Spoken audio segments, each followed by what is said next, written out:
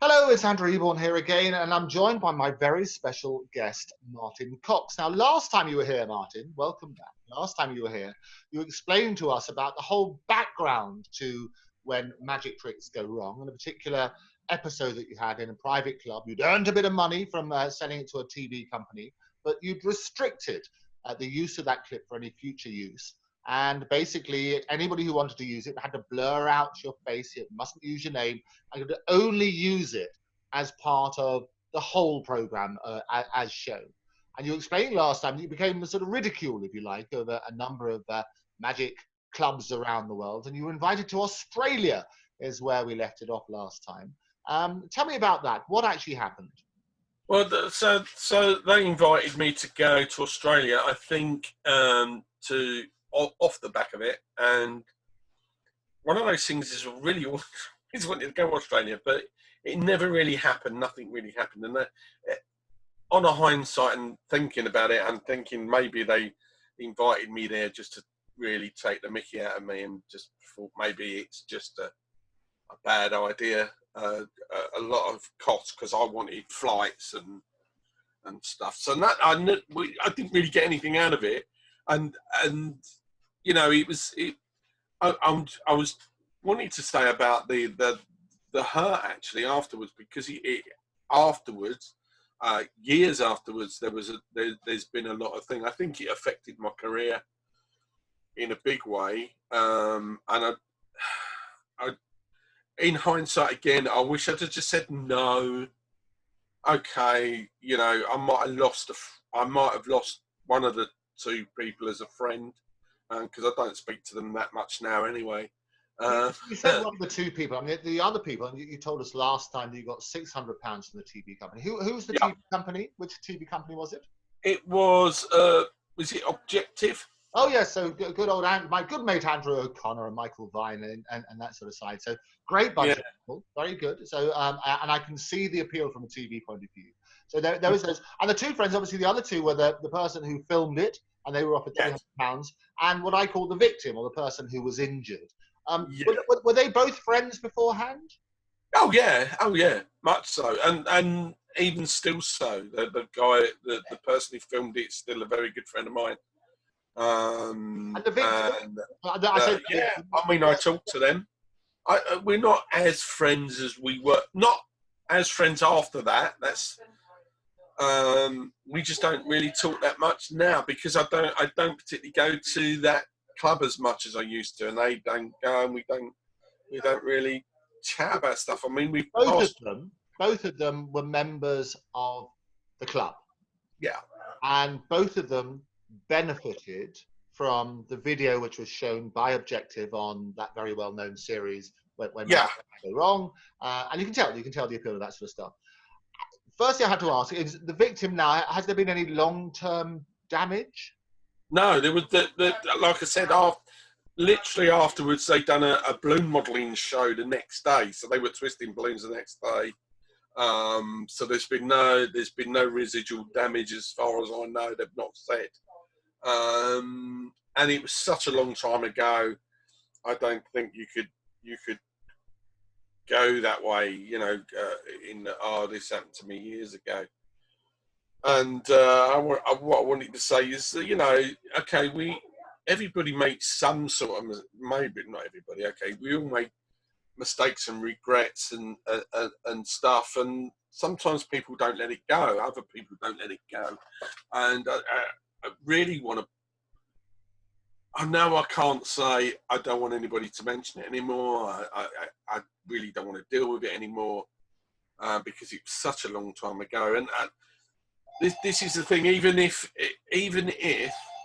something's happened to you years ago, and you get taken to court or whatever, and you win your case, you still have that stigma, and it still affects your career. There's some famous people now haven't got a career because they got accused of something, or something happened to them, and even though they were found innocent of that, they haven't got a career because no one will employ them.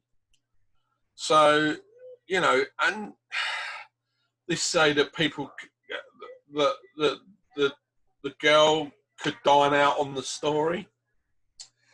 as we say, the story, you can dine out on the stories, and that's one of them stories that people could dine out on, I dare say.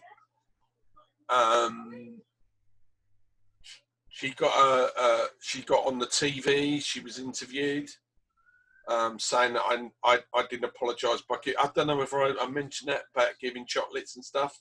No, you said what you said. Just to be clear on this, you said you were asked why didn't you send chocolates, or why didn't you send Right, yeah, okay.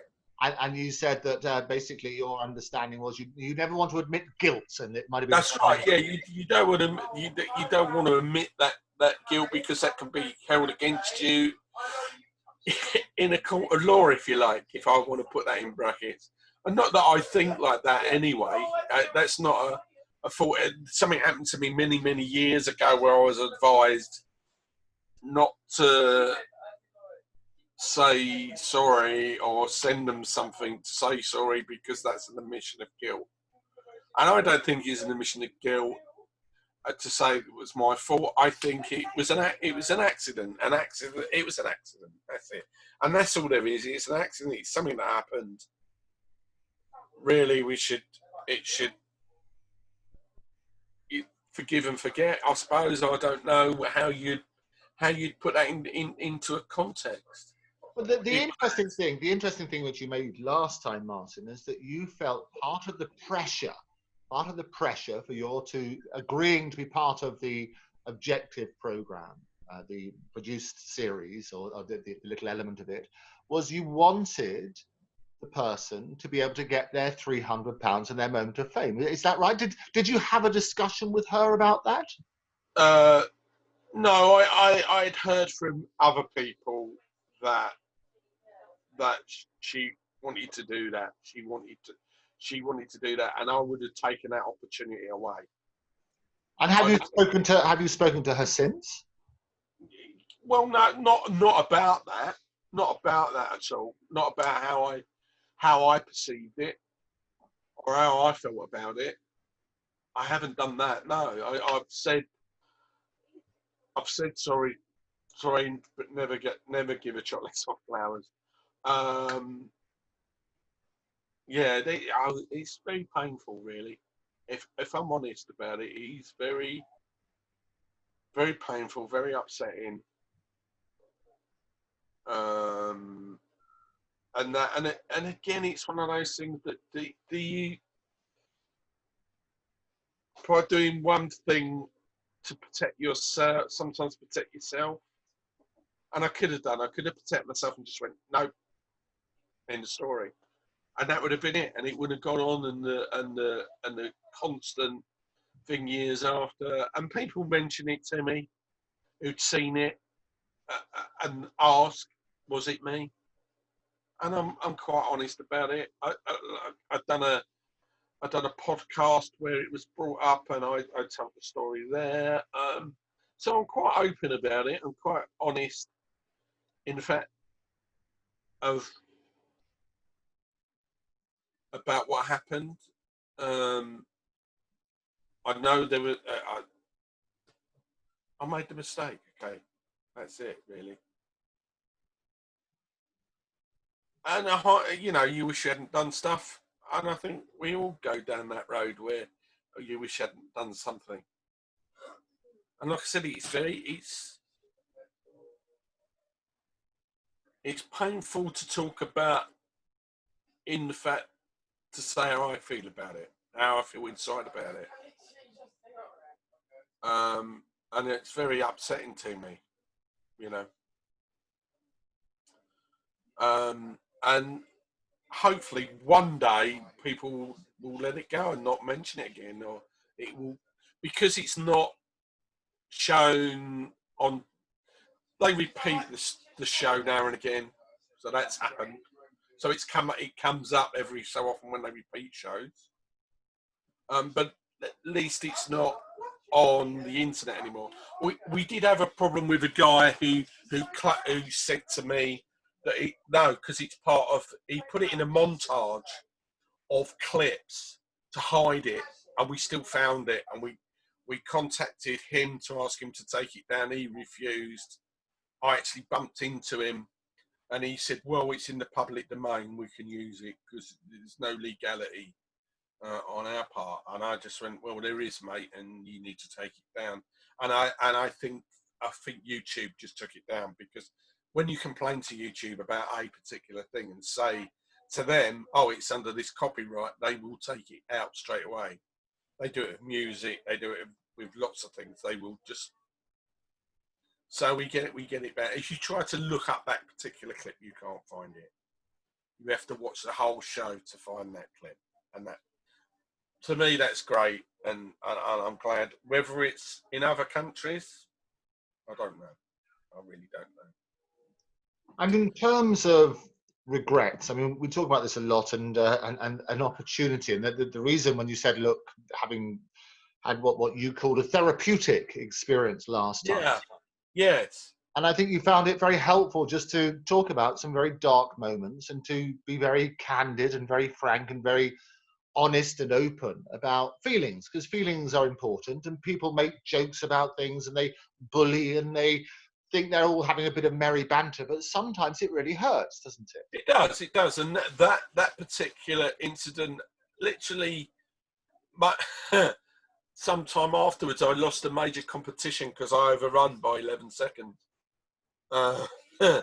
which is another story. But people then jumped off of the, because they just used to do this, or they're doing their show and stuff. And I admit I made a couple of jokes about it in a show once. I was in a show and I pulled the prop out and I look at it and I went, no, I don't think so, and put it back in. It's very funny if people know. That's a funny gag, and I admit I did do that once. But because I lost this thing by 11 seconds, that started getting, part of the joke was, boom, and 11 seconds, things kept coming up, and I was at a particular place and it came up too many times. And I just walked up to the person who'd done the joke and said, if you ever do that joke on the 11-second things, I've had enough, this is enough, I'm going to punch you right in the face. And then it stopped.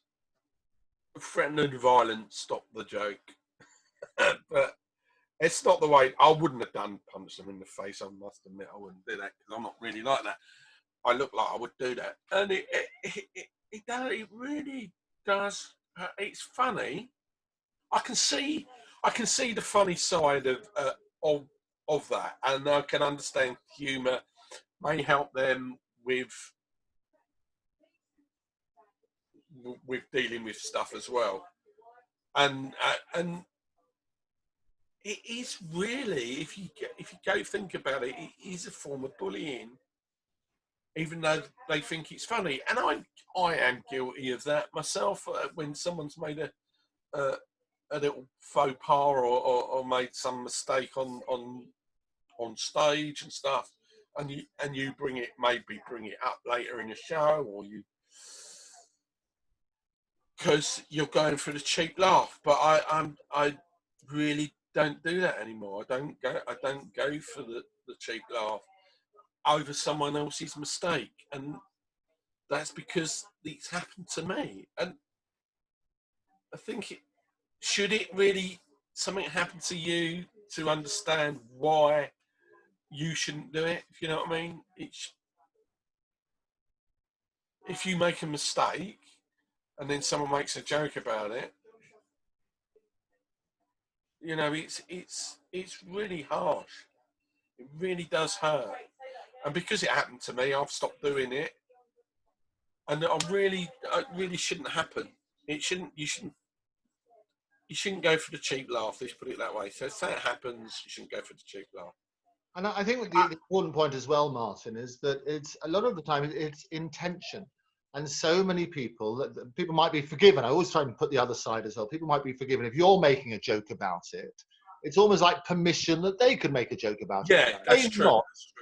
They may not have meant you any harm by the joke. They might have. Oh no, not at all, not at all. But it's what happens inside that person. I mean, it's like understanding what internet bullying is. It's very hard to understand. Well, you can disfriend them, you can block their number if they're doing it on the phone. And we hear stories of young people committing suicide or even work, you know, or being really devastated by cyberbullying. And it's really hard to understand, because you know you can take these steps to stop that, and the steps. That's absolutely right. Well, it looks as though we might have lost Martin again. We're going to take a quick break, and we will be back after these important messages.